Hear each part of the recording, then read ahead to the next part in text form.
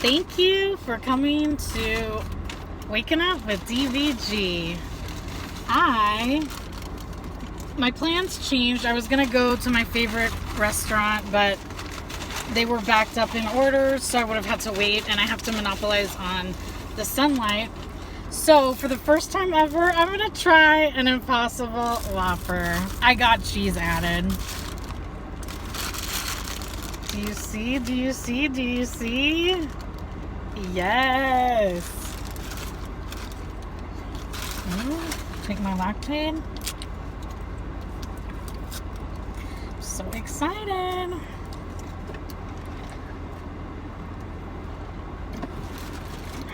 Okay.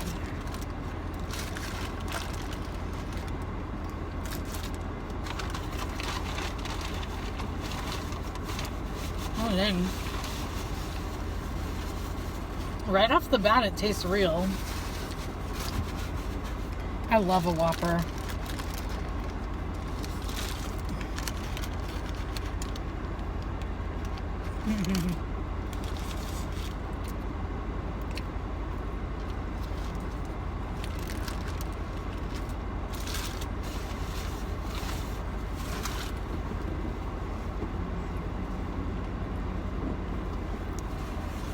So, I told someone I'd tell a story about eating at a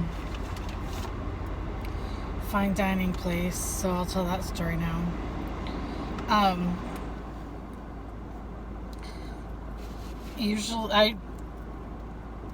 A few years ago, I started going to Portland and traveling by myself once a year, or maybe it was once every other year. But anyways, and the last time I went, there's this ballroom, and underneath it is a bar, and they have a little stage, and I saw this band. He was a trombonist for Jill Scott in her band, and then there were other musicians. They were a really good band, and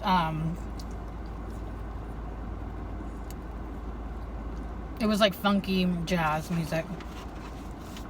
It was really good. Their menu was fine dining.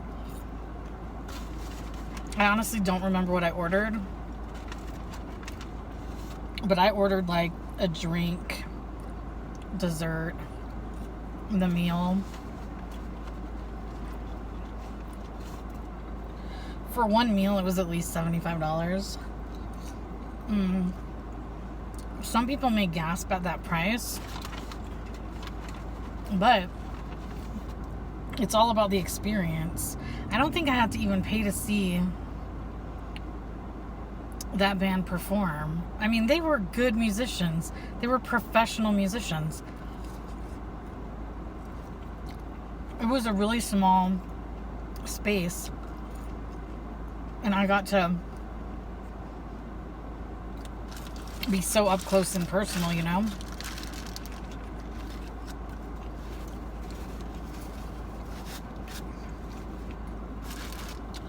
That's one fine dining experience.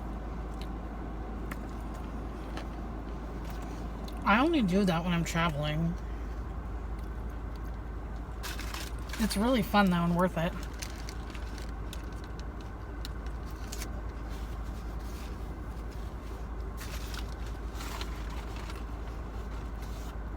I hope my air conditioner didn't just go out. Anyways. I do remember I drank a ginger beer there. That's not actually beer. It's like ginger flavored pop. And that was really good. And I ordered some nice, like, alcoholic drinks. I don't remember what they were. I wish I would remember what I ate there. I don't know. Sorry, guys. But I don't know. I mean,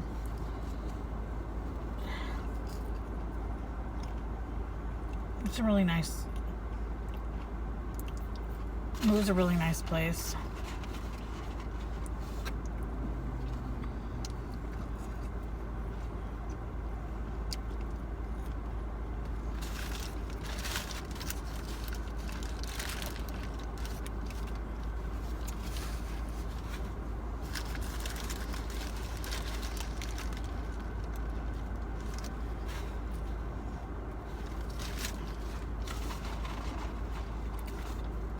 I'm so annoyed because I think my air conditioner went out.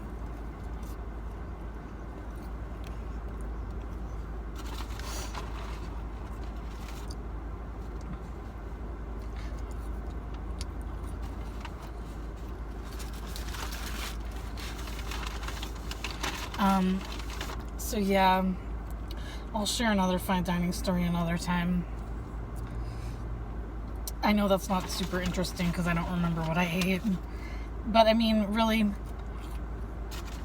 I guess the point in me mentioning it is I think it's worth it to have an experience like that.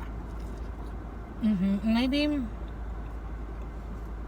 can go there and you find it's not for you. In fine dining places, the portions are usually really small.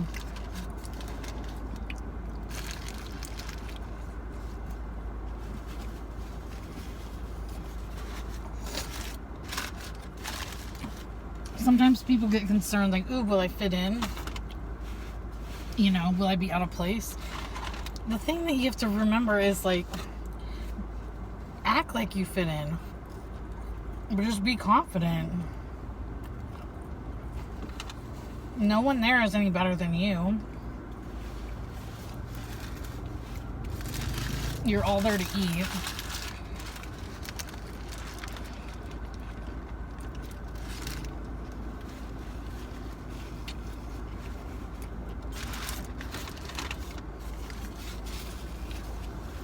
That's what I would recommend. I would recommend looking up to see if you have to dress up before you go, just so you don't look super out of place.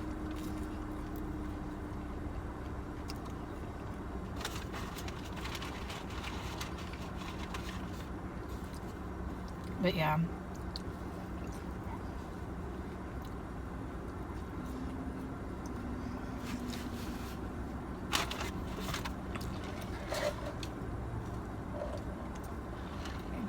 If you've never been to fine dining, you need to try it. It's worth it.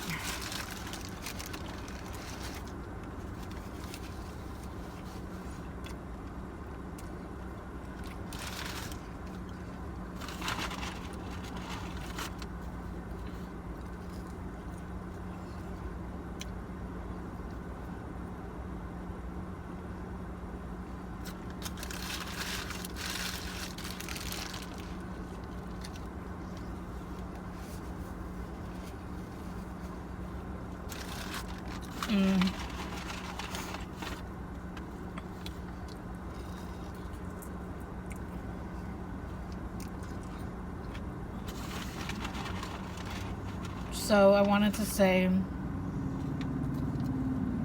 if you're in America, I'm sure, have heard about the black man, George Floyd, in Minneapolis, who was murdered by a police officer.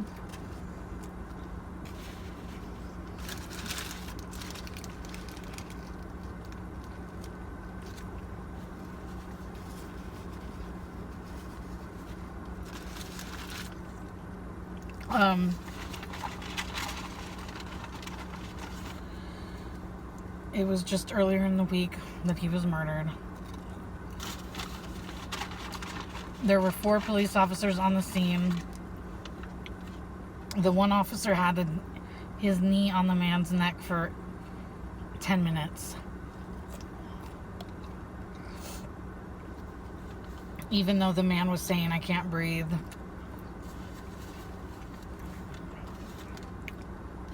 He cried out for his mom twice.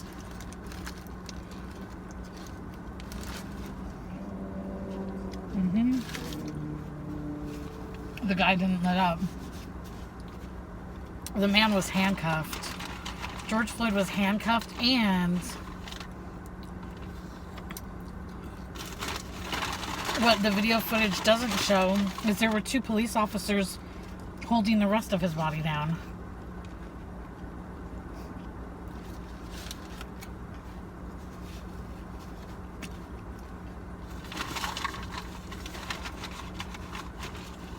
I think it was the next day, all 4 officers were fired.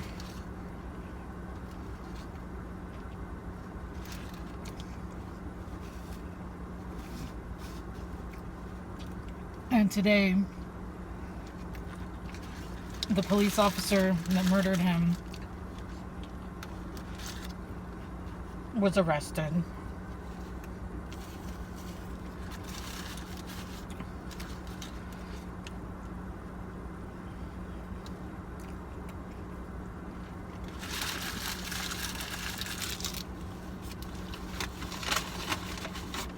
It was really delicious.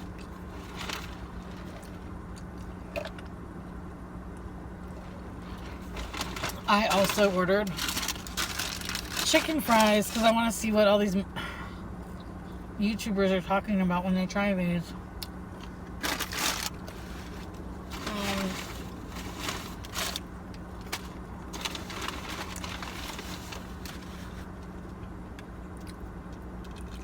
So, in a lot of instances, the police officer or officers involved aren't fired so swiftly.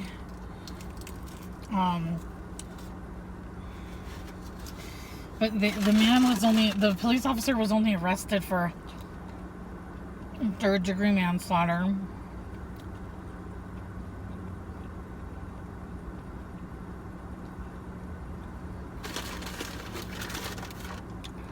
And I don't know a lot about the different first degree, second degree, third degree. But third degree is the least of the charges, you know?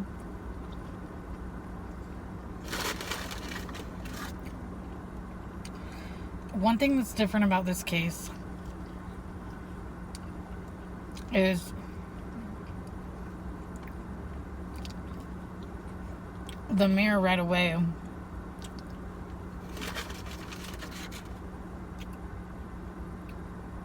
called it what it was. That it was murder. And he said they need to be fired and arrested.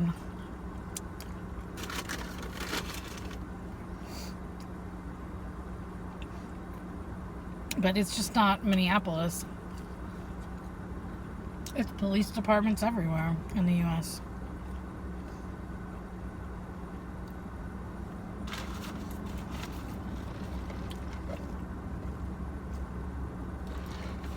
And people have got to stop making excuses for the police. You got to stop making excuses.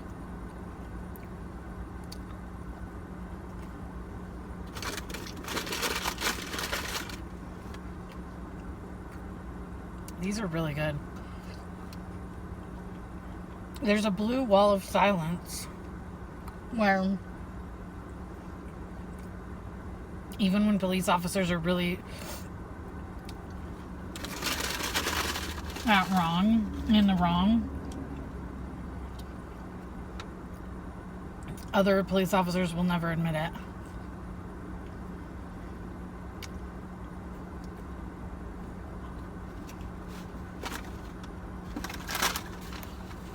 It's really corrupt.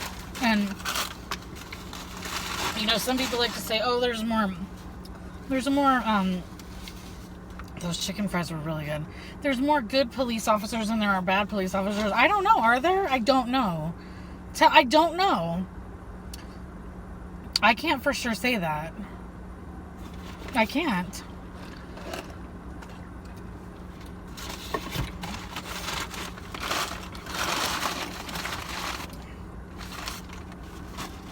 I really can't. And it's so fun. Like, how can other people who defend the police say that? Excuse me, there's more good than there are bad police officers. This happens a lot. Excuse me. With black people. And with black people. And with people of color. People with mental disability. People that have mental health issues. There's so many instances of this happening. So I don't know why people defend the police.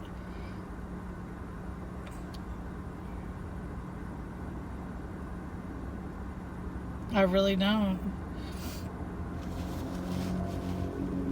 It's like Just because you may have been privileged enough to have had good experiences with the police doesn't mean that's the case for everyone. I just really wish... there needs to be change, though. There needs to be police reform all throughout the country. I'm just starting... I don't even know if I believe there's a need for a lot of... I don't know what the need is for police officers. I need people to, like, convince me, like, why do they exist? Maybe that sounds ignorant or dumb. I don't know, but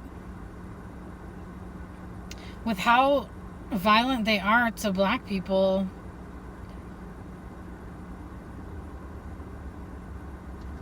I just need to know what good they actually do for communities. Because it can't keep happening, you know?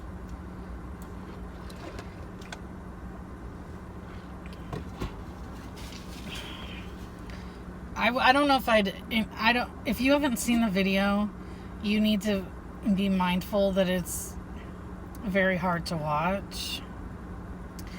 Instead of like watching the video, I might just say listen to the audio, because there's people that are around trying to ask that officer to stop. He doesn't do anything.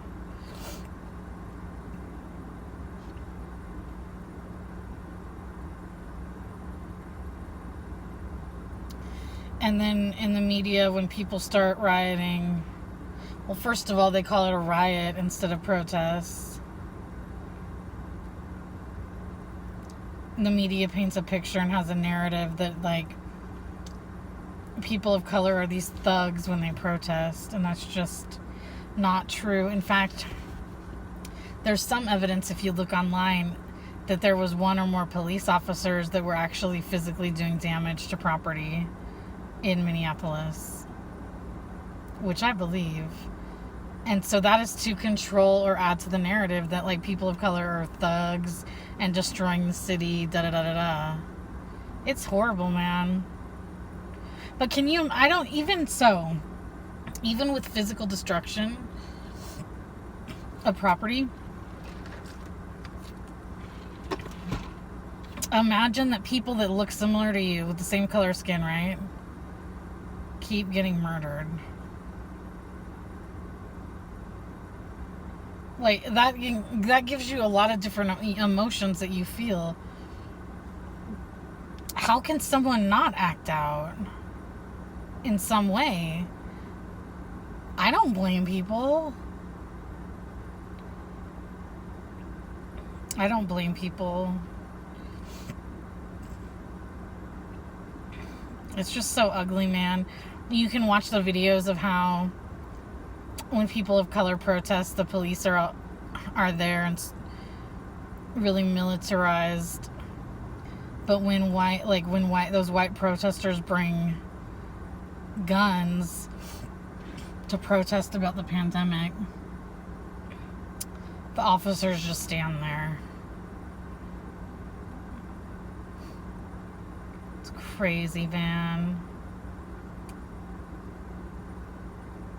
Like those white protesters, which I have a problem with even calling them protesters, because to me, when you bring a gun to a protest, that's an act of aggression and intimidation, and that's not protesting to me. Those people were intimidators. They're aggressors. No, those are not protesters. I firmly believe in the right to protest, and those white people who got away with that, there were pictures of white people screaming right up in the police's face. That would never be allowed with black people. That would never be allowed. Excuse me. I just think, as white people, you have to use your voice and speak up. If you don't, you are part of the problem. That's just how it is. This is a human rights issue.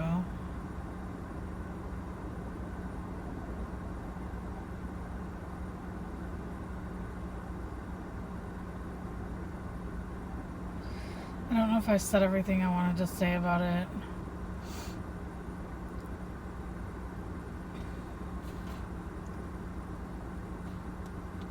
I just think it's going to require every police department to really crack down with their hiring practices, with their training, with the de-escalation trainings.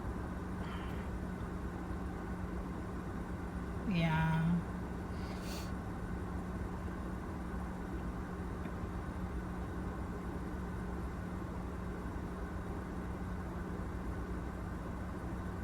It's despicable. I just can't. Can you imagine being that man's family, George Floyd's family? Imagine being his family and seeing that on TV. I heard one of his cousins in an interview say she was watching and she was so sad and she was thinking, I feel so bad for that man's family. And then she realized that was her own cousin.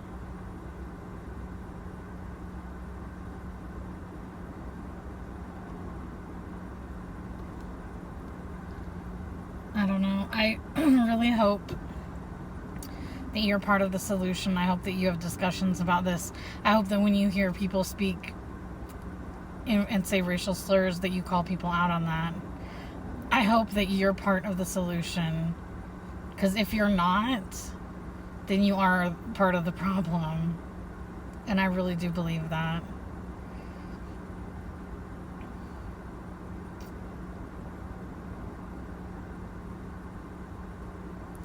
So, thank you for joining, and we'll see what happens with that police officer who was arrested. Maybe I'll talk about it more in the future.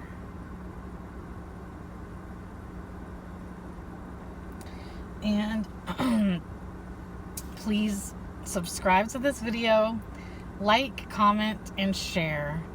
And I really appreciate you taking your time to watch this. Bye.